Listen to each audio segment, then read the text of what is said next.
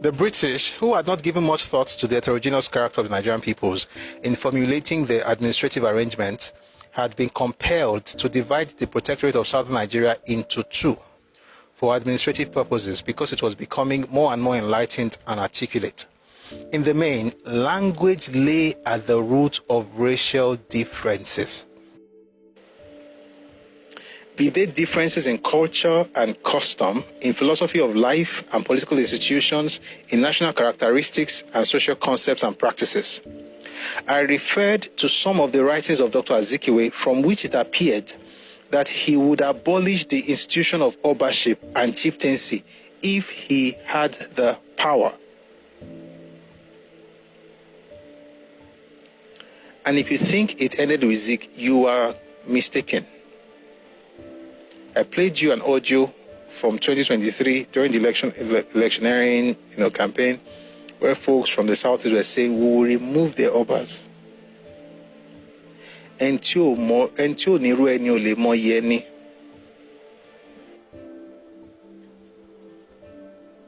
referred to some of the writings of Dr. Azikiwe from which it appeared that he would abolish the institution of Obaship and chieftaincy if he had the power. Whilst such a proposition might be acceptable to his followers in and from the East, you know what? Let me pause for a second. Let me read something to you from Azikiwe's own book. I mean, this was not the one that Papa was referring to. It's just something along those lines. This is from my Odyssey, page 225. It says, I counsel them that the idea of aristocracy of birth was becoming obsolete, antique, antediluvian, and unworthy of practice by rational humanity. I added that I was sorry that tribalism still existed in West Africa, and that it was a pity that only the Igbo-speaking people saw fit to welcome me publicly. In other words, the entire nation should have come to welcome him because he's the king of everybody.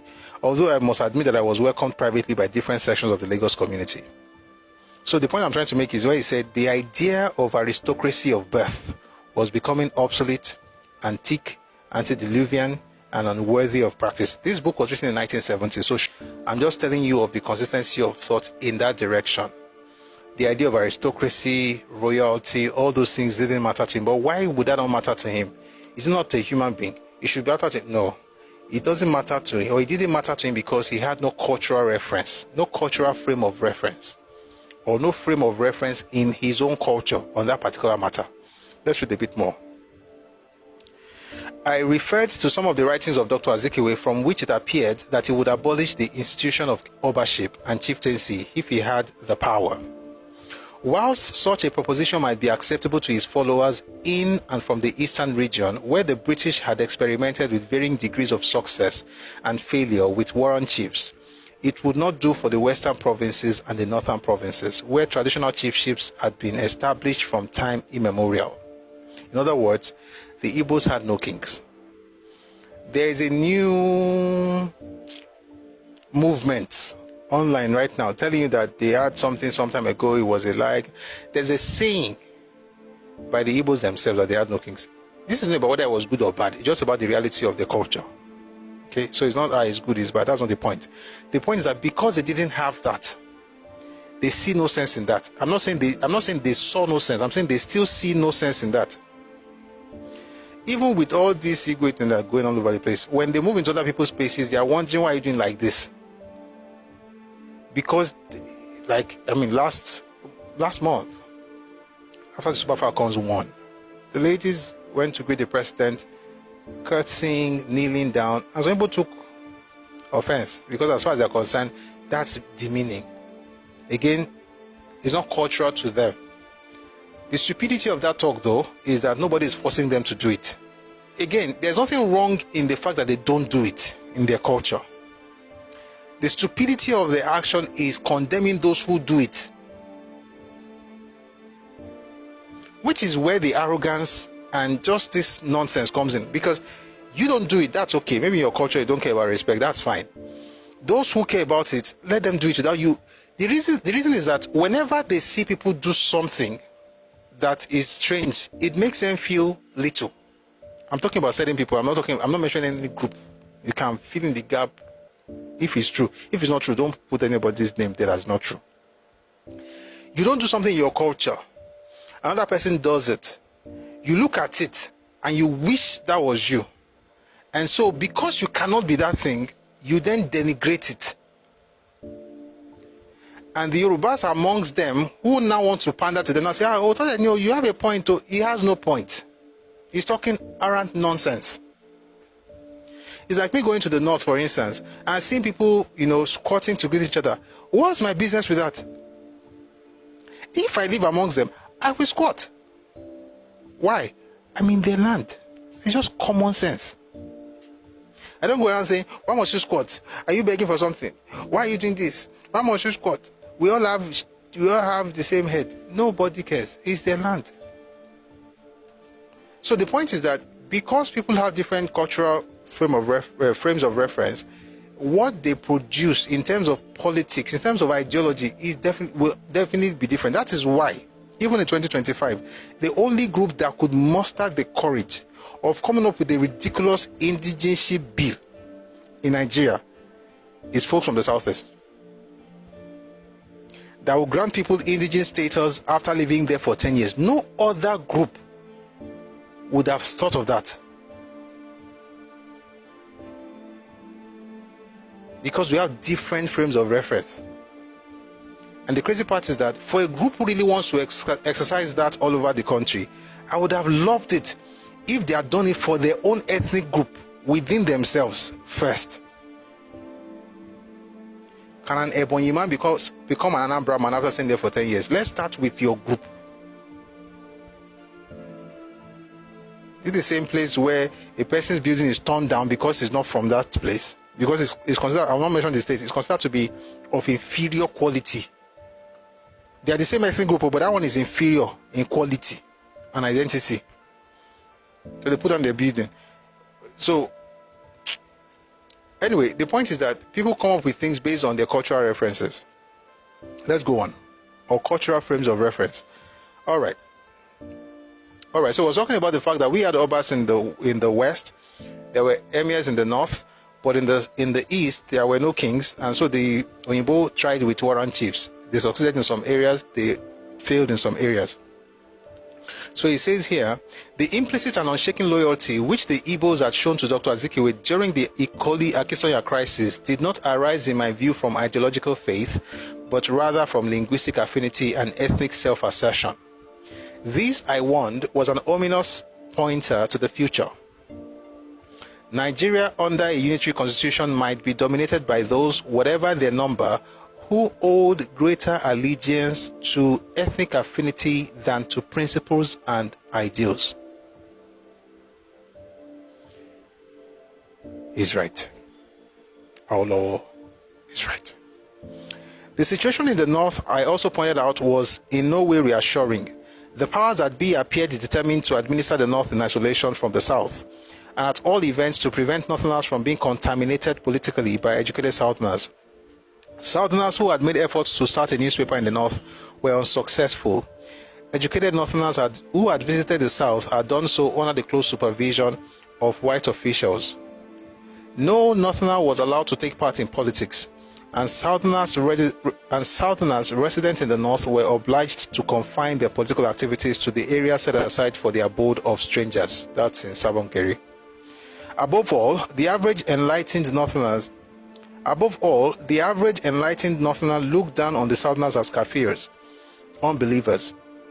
As between various ethnic groups, I argued, there were differing standards of civilization as well as uneven stages in the adoption of Western education and the emulation of Western civilization. I'm going to read that again slowly. As between the various ethnic groups, I argued, there were differing standards of civilization. It is not all cultures in Nigeria that are at the same level of development. It is a fact. What I just said right now is a fact. Factual fact. We are different levels of evolution as different peoples. Now say it again. Where some people left 1,000 years ago, people are just trying to crawl into it in 2025. It's a fact. Therefore, you cannot rule us the same way. A person loses election, insults everybody's father. He's doing it because of his cultural evolution.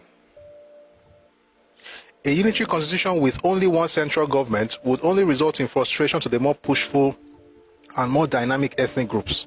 Whereas the division of the country into regions along ethnic lines, I was saying something earlier I did not finish. A lot of us who talk about regionalism have to remember this point. The point is not just to have states, it's to have it based on ethnic groups, whereas the division of the country into regions along ethnic lines would enable each linguistic group not only to develop its own peculiar culture and institutions, but to move forward at its own pace without being unnecessarily pushed or unknowingly slowed down by others. What is he saying here? Nigeria is a country of nations. Why not have a structure that recognizes that and allows people to actually move according to how they should be?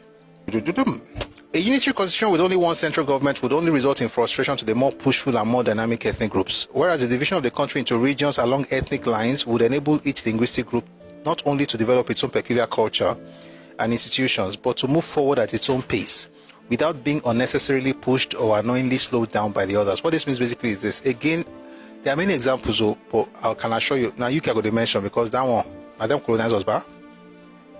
I'll tell you something interesting. In the UK, what Awo is saying here is what every other person does but black people. I don't know what they take to us. The UK is divided into countries. I've said it before, let me say it again. Go online right now. Google how many countries, or you can say how many nations are in the United Kingdom. Use those two words, either of the words or both. How many countries or how many nations are in the UK? You see 4. It's 4. England, Scotland, Wales, and Northern Ireland. There are 4 nations. That's the word. Nations, not tribe. There are 4 nations in the UK. Do you see anybody from Liverpool telling somebody from Aberdeen that they are divisive by being Scottish? The idea of ethnic states, I believe that it will reduce the need for secession. In other words, you have nations, the only thing is that they don't have sovereignty. For instance, there's no Scottish state, but there's a Scottish nation. There's no Welsh state, but there's a Welsh nation. There's no English state safe, but there's an English nation. There's no Northern Irish state, but there's not. The only Irish state you have is the island that has Dublin as its capital. Northern Ireland is not a sovereign space. It's not a state, but it's a nation. What makes you a nation? Same ancestry, language, culture, history. That's what makes you a nation. That's why I always tell people that say Yoruba nation, Yoruba nation. Yoruba is a nation. Yoruba is not going to become a nation. And like I always tell people, if it is not a nation right now, it will never become a nation. In other words, if it is not a nation in terms of understanding of what a nation really is, it will not become a sovereign state that you think is what defines what a nation really is. So when we're talking, somebody comes and writes funny things in the comment section. The question is that, do you not understand the fact that what makes the place that you call Sena climbs work is the fact that they have structures that understand the nature of man.